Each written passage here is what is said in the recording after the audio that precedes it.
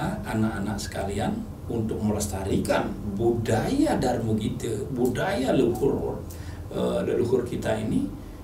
Kalian yang masih muda, sekolahlah di sana.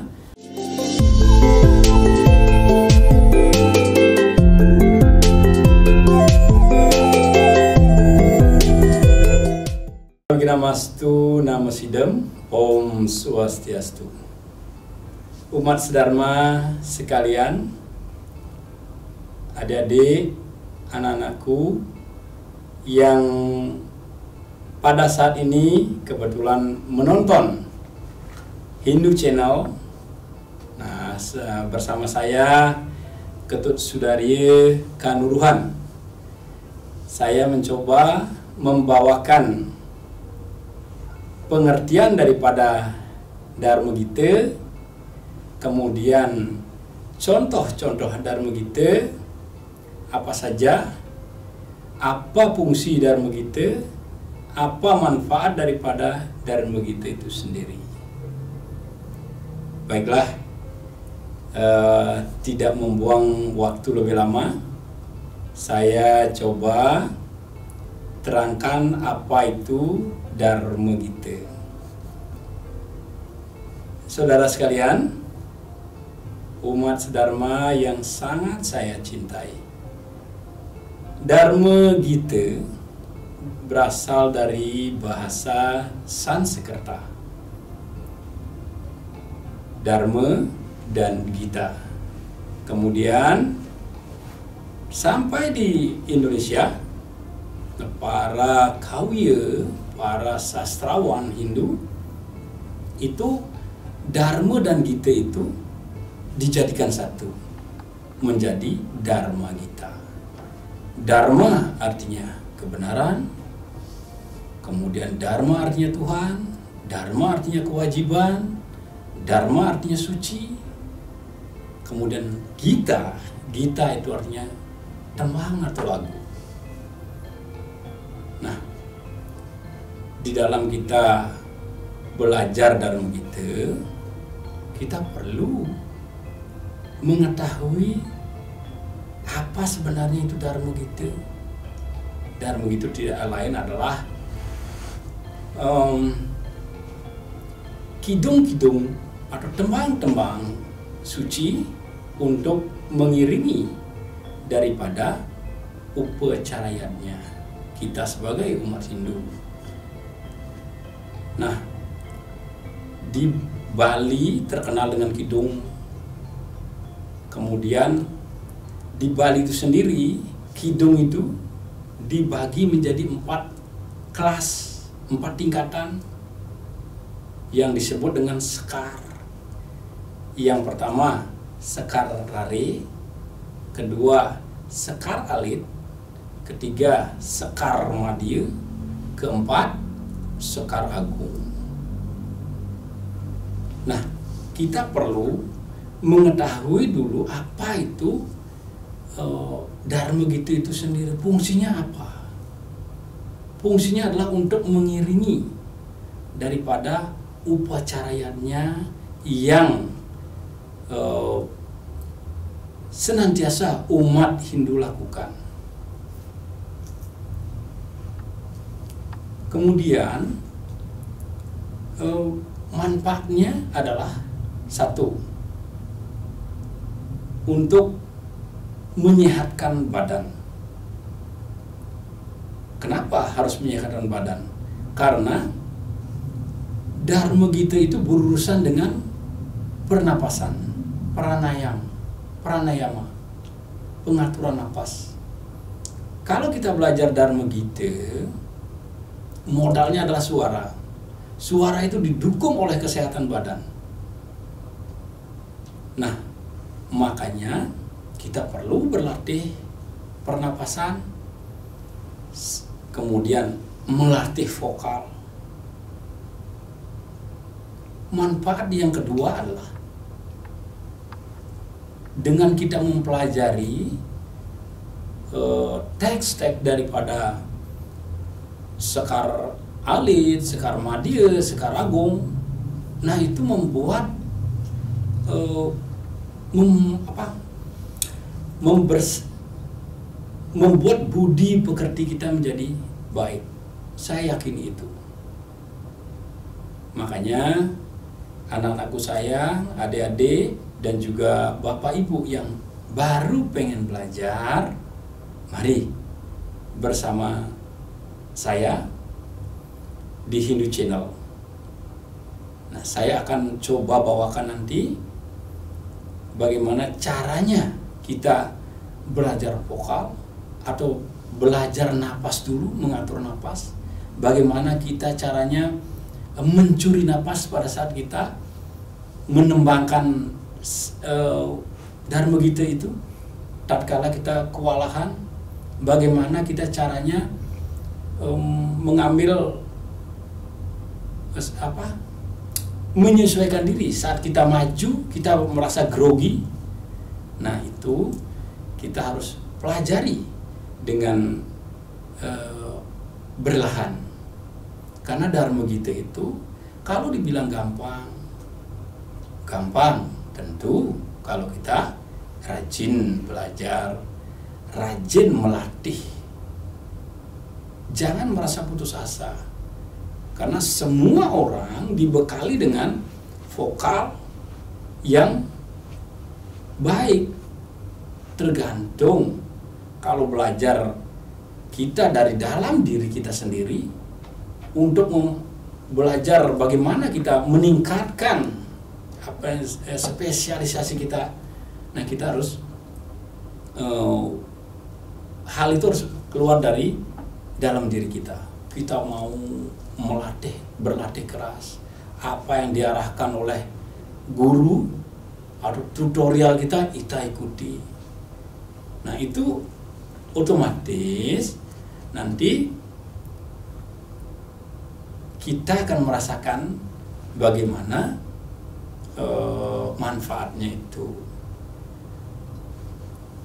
Terutama kita perlu pelajari Dharma Gita itu yang benar-benar mengarahkan budi pekerti kita menjadi baik. Para leluhur kita yang sangat luar biasa, yang telah memberikan kita, beliau belajar menulis surat, menyurat segala pupuh, segala sekar madya, sekar agung untuk kita lestarikan. Karena itu sangat luar biasa budaya daripada leluhur kita yang disediakan untuk kita sebagai generasi penerus, agar budaya Nusantara ini yang berlandaskan Hindu, terutama ajaran Hindu, ajaran Weda itu tetap kukuh, dan kita sebagai penerusnya kita harus siap, kita harus selalu melestarikannya juga. Nah, saya mencoba berbagi. Barangkali saya adik-adik saya yang di Setah Dharma Nusantara, yang ada di Jakarta, ada di Lampung, ada di Jawa Tengah, ada di Kalimantan. Barangkali dengan adanya channel di Hindu Channel ini, bersama saya kita bisa berlatih Dharma Gita lebih baik lagi gitu. Saya akan coba bawakan, saya akan coba berbagi dengan apa yang saya bisa.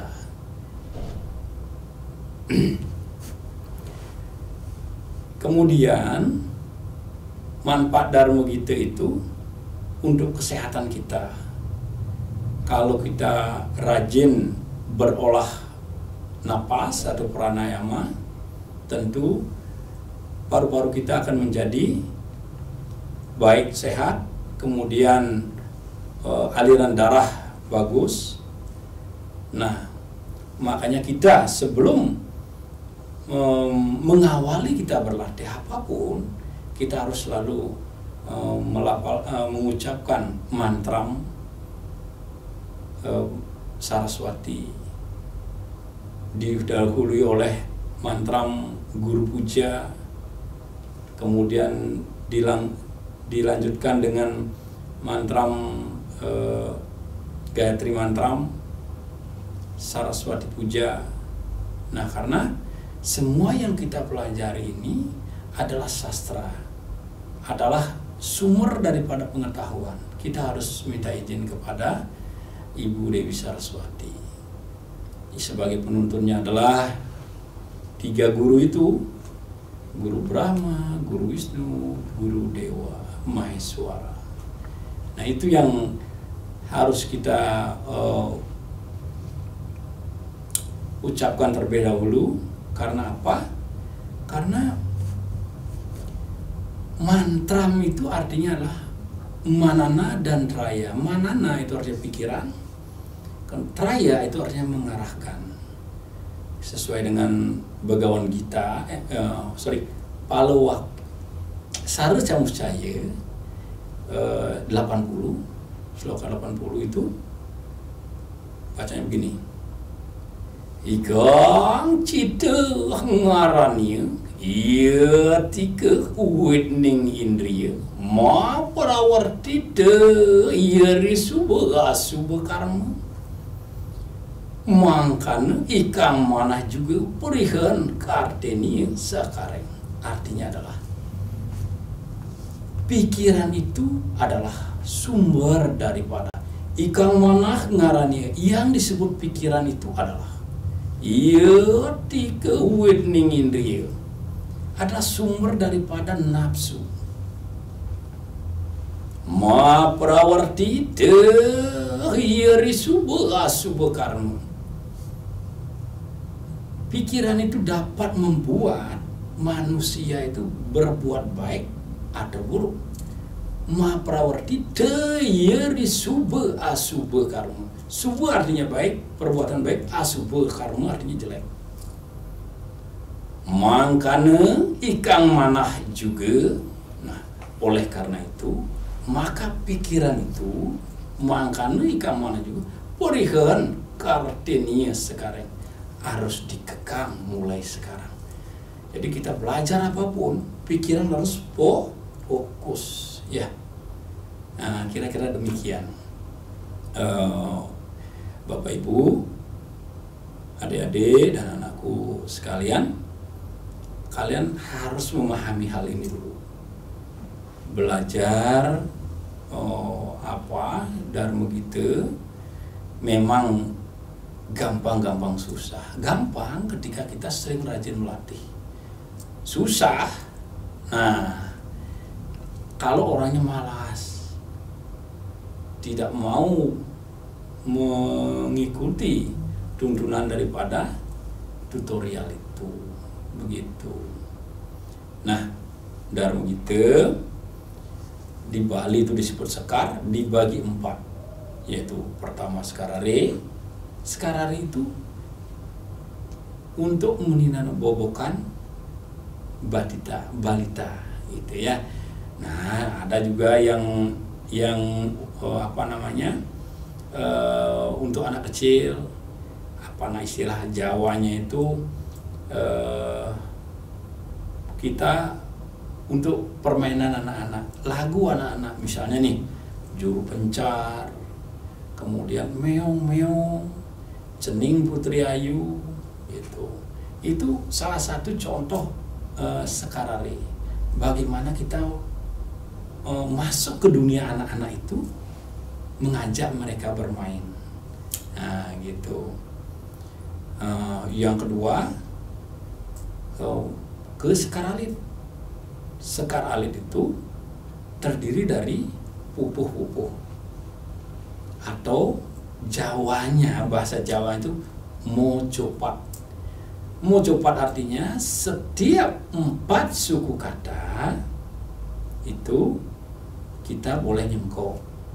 Di sana diwilek boleh, gitu. Nah, sekar alit ini dia memiliki aturan. Sekar alit ini memiliki aturan. Aturannya bagaimana? Nah, itu namanya padelingse. Setiap pupuh itu berbeda-beda jumlah suku katanya, jumlah baitnya itu, jumlah berapa baris dalam satu baitnya beda, jumlah berapa barisnya gitu ya. Jadi terus akhir daripada baris pertamanya itu apa, vokal apa gitu. Itu aturannya. Kemudian kita naik ke sekar madya. Sekar madya itu untuk mengiringi pas kita sembahyang di pura, pas ada pecaruan, pokoknya mengiringi panceyatnya. Itu semua ada ininya dia, ada bagian-bagiannya. Misalnya pada saat kalau kita sebelum hidup randa munggah, sebelum hidup randa atau para pinandida ngewede, kita boleh menembangkan misalnya pupu-pupu yang berkaitan dengan etika, yang berkaitan dengan ajaran-ajaran agama kita. Misalnya yang kita tembangkan itu seperti Trikaya Parisude, nah kayak gitu, itu boleh. Terus Ida Sang Yang Maha Wenan, nah itu boleh. Jadi yang semua tembang-tembang yang berkaitan, yang menyanjung, memuja daripada keagungan Ida Sang Yang Widiwasa. Nah sebelum itu kalau kita mau ngambil nanti Sekar Agung apa aja boleh. Pada saat pasca mau hidup randa munggah. Nah ketika gente hidup randa sudah meklening, itu istilahnya, hidup randa sudah mengujarkan weda, nah baru kita terus ngambil kidung yang kidung pengawit, kemudian kidung pengawak, dan seterusnya sampai hidup randa selesai milen, kemudian persembahyangan dimulai, terus ngeti sang tirte dan mau pamit dari pura. Nah itu semua ada kidung-kidungnya. Nah kalau kidung itu lidah kita jarang menyentuh gigi, jarang menyentuh daripada geraham. Sekali waktu lidah kita melengkung, sekali waktu pinggirannya menyentuh geraham. Nah kalau sekar alit itu suaranya pasti melengking, ujung lidah sering menyentuh gigi seri atau pangkal gigi seri itu. Terus kemudian meningkat lagi ke Sekar Agung. Sekar Agung itu memakai suara bungkahing jiwa atau pangkal lidah. Kalau Sekar Madya memakai madyaning jiwa, kalau Sekar Alit memakai tungtunging jiwa. Itu artinya ujung lidah, tengah lidah, dan pangkal lidah. Pangkal lidah suaranya pasti gede. Itu tujuannya kita berlatih napas. Nah, kita sebelum belajar yang Sekar Agung, kita harus belajar Sekar Alit dulu. Tujuannya apa? Karena di Sekar Alit ini kita bisa berlatih menguatkan vokal kita. Kemudian saat kita belajar nyengkok atau nguilat, nanti di sini tempatnya di skaralin ini, ngunyal napas, bagaimana kita caranya mencuri napas ketika kita rasanya kehabisan napas pada saat nyanyi gitu. Nah, itu yang perlu kita pelajari, ya. Makanya anak-anak sekalian, adik-adikku dan Bapak Ibu umat Sudarma yang sangat saya cintai, yang sangat saya banggakan, mari kita bersama-sama belajar Dharma Gita dan melestarikan budaya leluhur yang maha agung ini. Karena kita begitu mempelajari, begitu baca, itu tidak ada istilahnya provokator di dalam Dharma Gita itu. Semuanya isinya tentang mengedukasi kita. Jadi menuntun pikiran kita agar selalu berbuat baik. Bagaimana kita berlatih vokalnya agar kita bisa menembangkan seperti apa harapan daripada leluhur kita dulu. Kita hanya meniru, dan jarang sekali orang yang bisa menyurat, menulis kekawin itu seperti beliau-beliau zaman dahulu. Itu diberikan legitimasi lah istilahnya oleh leluhur kita. Baru orang itu mampu menulis. Nah, sekarang yang jadi kebanggaan saya juga di salah satu universitas kita, salah satu UNUD misalnya, di sana para dosen-dosen saya juga dulu itu membuat prodi sastra Jawa kuno. Nah, itu kalau bisa anak-anak sekalian untuk melestarikan budaya Dharma Gita, budaya leluhur kita ini, kalian yang masih muda sekolahlah di sana, belajar atau di setah nanti ada ini tentang kesenian, dan juga tidak tertutup kemungkinan di setah Dharma Nusantara juga ada di sana tentang prodi kesenian. Ya, untuk itu saya berharap adik-adik, anak-anak sekalian dan Bapak Ibu Mas Dharma jangan bosan-bosan mengikuti Dharma Gita bersama saya, Ketut Sudari. Baik, saya akhiri dengan para pesanti. Sekian yang dapat saya sampaikan.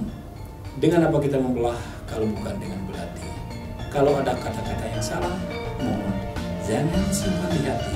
Saya akhiri dengan para pesanti.